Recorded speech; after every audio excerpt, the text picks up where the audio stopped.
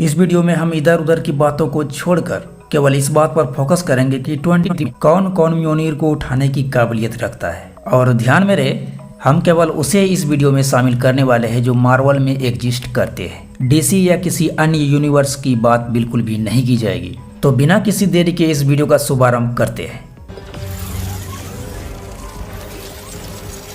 Video में आगे बढ़ने से पहले मैं चाहता हूं कि आप जरा उसके बारे में भी जान ले जिसकी वजह से मार्वल आज इस मुकाम तक पहुंचा है। पर वो आज मार्वल से बाहर हो चुके हैं और जो पहले म्योनिर के लिए बहुत काबिल भी थे, कैप्टन अमेरिका।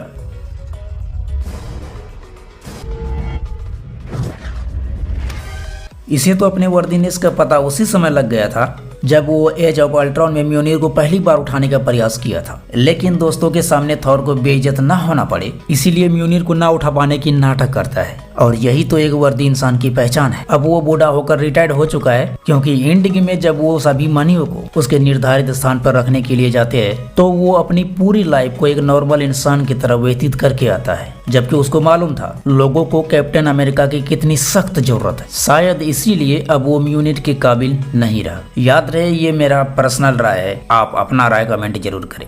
विजन। वैसे तो यह एक रोबोट है, लेकिन बेहतर है हमारे सभी उन इंसानों से जो अपने फायदे के लिए एक दूसरे की जान लेने में लगे रहते हैं। आप ओवर थिंकिंग ना करें, मैं मार्वल सिनेमैटिक यूनिवर्स की बात कर रहा हूँ। विजन अब हमारे बीच में नहीं रहा और ना ही टोनी स्टार्क है जो इसे फिर से रिक्रिएट कर सकता है। और बात करें हम प्रोफेसर हल्क की, तो ये भी बिना टोनी स्टार्क इसे फिर से नहीं बना सकता। हाँ, वांडा ने इसे अपने मैजिकल पावर से बनाया था, लेकिन वो भी तो अब नहीं रहा। जेन फॉस्टर। वो एक ही छोना थॉर। एक यही है जिसकी वजह से आज म्योनिर एमसीयू में वापस आ पाया है, हेला के द्वारा टुकड़े किए जाने के बाद। लेकिन इसे भी कैंसर ने लव एंड थंडर में एमसीयू से बाहर कर दिया है। हेला।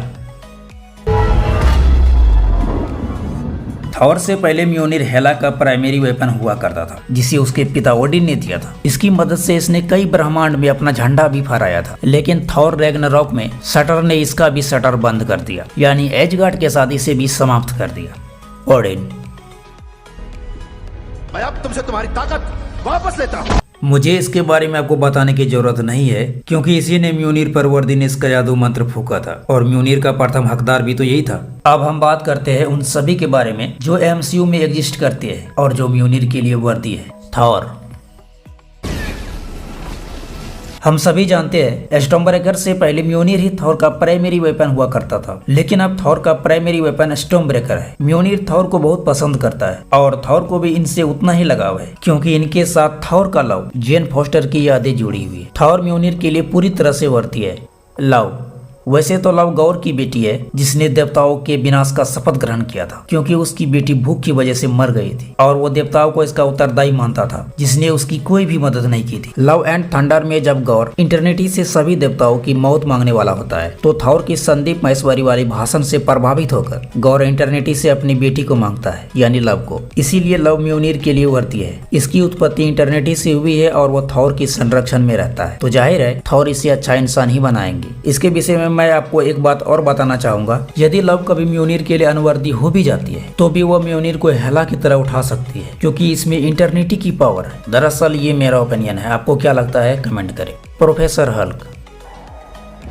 मन करे तो रास्ते में थोड़ी तोड़फोड़ कर सकते। इससे पहले आपको मेरी बात हजम ना हो, मैं चाहूंगा आप मेरी पूरी बात सुन। तो देखो, जब तक ब्रूस बैनर और हल्क दो अलग अलग प्राणी थे, वैसे तो दोनों एक ही थे, लेकिन फिर भी उन दोनों की कहानी अलग अलग। वो दोनों एक होते हुए भी एक दूसरे से नफरत करते थे। हल्क हमेशा ब्रूस को गलत समझता था और ब्रूस को भी अपने दूसरे रूप हल्क से हमेशा डर लगा रहता था, कहीं वो गुस्से में आकर कोई तबाही न मचा दे। लेकिन जब वो प्रोफेसर हल्क बना तो वो दोनों एक हो गए और अभी तक उसने सभी काम जनहित में ही किया है। इसलिए मेरा मानना है कि प्रोफेसर हल्क म्योनिर के लिए वर्दी हो सकता है। वैसे तो कॉमिक्स में रेड हल्क ने म्योनिर को उठाया है, लेकिन हम यहाँ कॉमिक्स की गहराइयों में नहीं जाने वाले हैं, तो इसे रहने ही देते हैं। स्पाइडरमैन।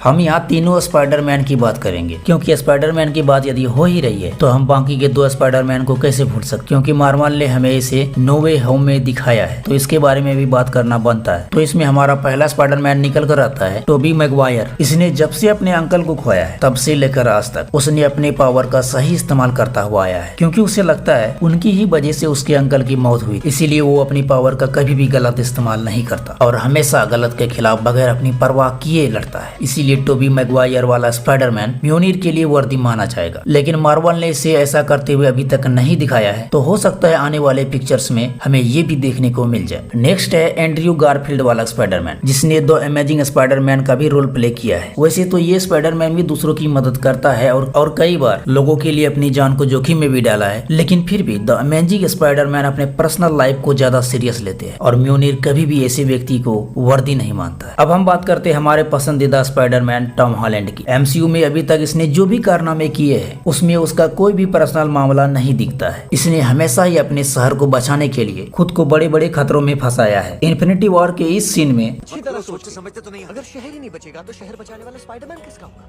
नो वे होम में लोगों को बचाने के लिए उसने अपने दोस्त और प्यार को भी कुर्बान कर दिया था। अब स्पाइडरमैन को कोई नहीं जानता, सभी भूल चुके हैं कि पीटर पार्कर ही स्पाइडरमैन। इन सभी बातों को ध्यान में रखते हुए हम यह मान सकते हैं कि टॉम हॉलैंड वाला स्पाइडरमैन म्योनिर के लिए वर्दी है। आने वाले समय में हमें यह भी देखने को मिल सकता है लोकी। अभी तक हम जिस लोकी को जानते हैं मैं उसकी बात बिल्कुल भी नहीं कर रहा हूँ। ये कभी भी इसके काबिल नहीं हो सकता। ये उल्टी खोपड़े का बंदा कब क्या कर जाए कोई अंदाजा नहीं। तो आप ज्यादा न सोचे मैं किस लोकी की बात कर रहा हूँ। Just wait and watch. मैंने यहाँ 2 लोकी को लिया है, एक जो अर्थ 707 से बिलोंग करता है। कॉमिक्स के सभी वेरिएंट्स में सबसे दिलचस्प वेरिएंट इसी लोकी का है। वैसे तो ये अर्थ 707 से बिलोंग करता है, लेकिन अपने समय में यह सबसे शक्तिशाली लोगों में से एक है। और हो भी क्यों ना, सभी इन्फिनिटी स्टोन इसके कब्जे में है, जिसे वो अपने शरीर में धारण करते हैं। और लोकी का ये वेरिएंट म्योनिर के योग्य है। और हमारा दूसरा लोकी का है एक वेरिएंट है, जिसे हम लोकी सीरीज के 4th एपिसोड के लास्ट में देखते हैं। इसको बोस्टफुल लोकी कहते हैं। सीरीज में लोकी के इस वेरिएंट को एक हथौड़े के साथ दिखाया गया है। इसका हथौड़ा म्योनिर से बहुत अलग होता है। ऐसा लगता है इसे ट्रेन लाइन के एक टुकड़ी से बनाया गया हो। इससे पता चलता है बोस्टफुल लोकी अपने यूनिवर्स में म्योनिर के योग्य है। और ये लोकी का एक अच्छा वेरिएंट भी है, जो कि हमारा लोकी जिसे हम अच्छी तरह से जानते हैं कभी नहीं हो सकता, मून नाइट। ये नाम सुनकर आपको झटका नहीं लगना चाहिए, क्योंकि इसने भी एमसीयू में अभी तक अच्छे काम ही किए हैं। बेशक इसका तरीका थोड़ा अलग है, लेकिन फिर भी हमें ये नहीं भूलना चाहिए कि यह एक इजिप्शियन गॉड है, उसी प्रकार जैसे थॉर एक एजगार्डियन गॉड है। इसीलिए मून नाइट म्योनिर को होल्ड कर सकता है। वैसे आप अपना राय कमेंट में लिखना मत भूलना। तो ये थे एमसीयू के कुछ ऐसे कैरेक्टर जो म्योनिर को होल्ड करने की काबिलियत रखता है। मुझे मालूम है ऐसे और भी बहुत से कैरेक्टर है जो मुझसे मिस हो गया है। क्या आप उनके नाम मुझे अपने कमेंट में बता सकते हैं प्लीज? इसे मैं इस वीडियो का नेक्स्ट पार्ट बना पाऊंगा। तो don't forget for comment. Thanks for watching.